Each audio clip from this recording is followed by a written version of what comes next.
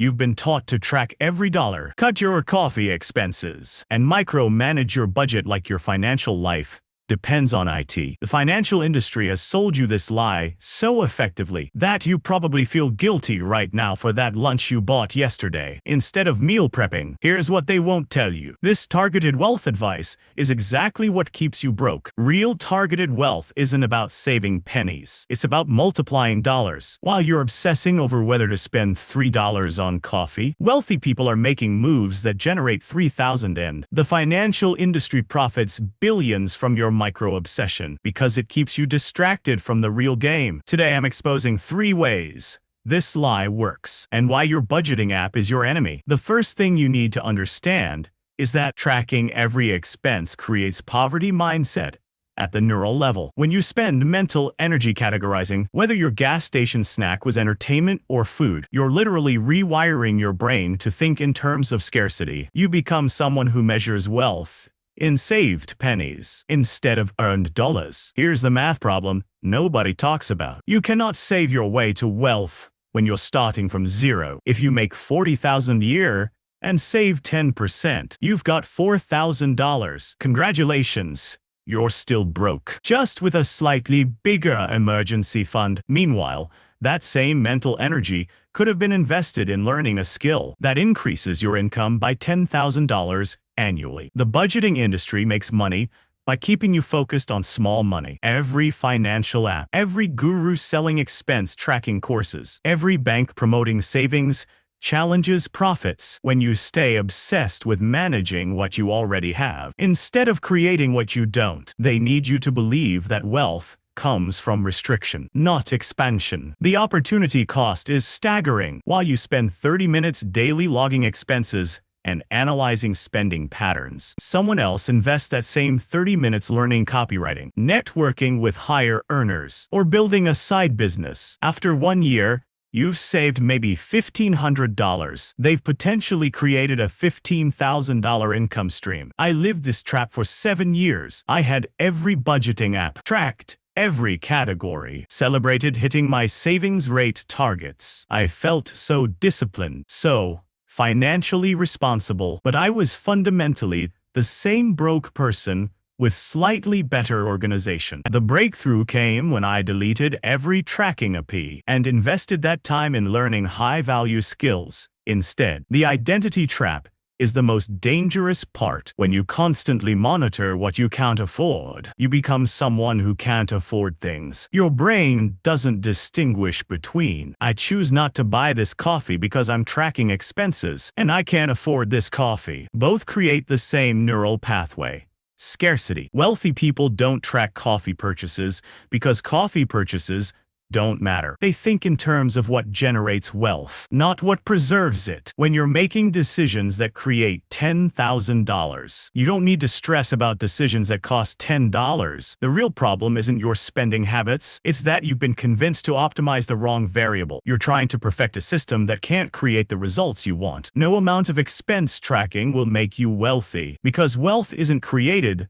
through subtraction. It's created through multiplication of your earning capacity, your asset base, and your leverage. This is why the micro-budgeting trap works so well. It feels productive, it feels responsible, and it gives you the illusion of progress while keeping you exactly where you are. Wealthy people don't think in savings percentages. They think in multiples. While you're celebrating a 5% annual return on your savings account, they're looking for investments and opportunities that can double, triple, or 10 times their money. This isn't about taking crazy risks. It's about understanding that wealth comes from 3 fundamental levers: skills that pay, assets that appreciate, and systems that scale. Your highest ROI personal investment is almost always skills or network, not your 401k contribution. A single high-value skill can increase your earning capacity by $20,000 to $50,000 annually. That's the equivalent of saving $1 million at a 5% return. But the financial industry won't tell you this, because they can't charge you management fees on your brain. The real 80-20 of wealth building is this: most of your financial results will come from 1 or 2 major decisions, not from daily habits. The decision to learn a valuable skill, the decision to start a business, the decision to move to a higher opportunity location, the decision to network with people who earn more than you. These are the moves that matter. Let me show you the math. If you save $50 monthly in a high-yield savings account, after 10 years you'll have about $6,000. Plus interest. If you invest that same $50 monthly in skill development, courses, books, networking events, or business tools, you could realistically increase your annual income by $15,000 to $30,000 within 2 years. The person saving $50 is still making the same salary 10 years later, just with a small savings buffer. The person investing $50 in themselves is making significantly more money and has the capacity to save hundreds or thousands monthly without feeling restricted. Your earning capacity is your greatest asset because it's the only asset that can't be taken away, doesn't depreciate, and compounds over time. Every skill you develop increases your market value permanently. Every relationship you build with higher earners expands your opportunities. Every system you create can generate income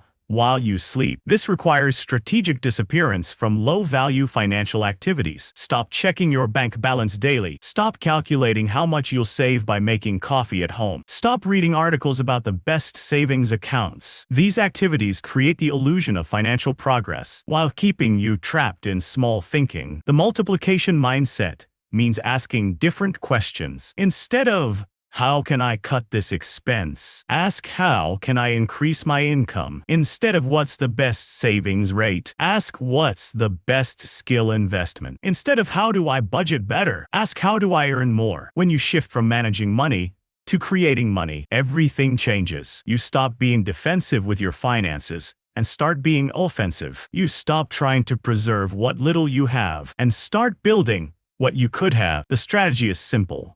Target your growth, not your spending. Every financial decision should pass through this 3-question framework. First, does this increase my earning capacity? Second, does this build an appreciating asset? Third, does this create leverage or systems? If the answer to all 3 questions is no, it's probably not a wealth-building decision. This doesn't mean you never spend money on enjoyment, but it means you understand the difference between wealth-building activities and everything else. Audit your time and energy allocation ruthlessly. How many hours weekly do you spend on financial management versus financial growth? If you're spending more time tracking expenses than developing skills, you're optimizing the wrong variable. Most people spend 5 hours weekly managing their money and 0 hours weekly growing their earning capacity. The reason most people fail at this approach is identity homeostasis. Your current identity is comfortable with small thinking, with playing defense, with managing scarcity. Shifting to abundance creation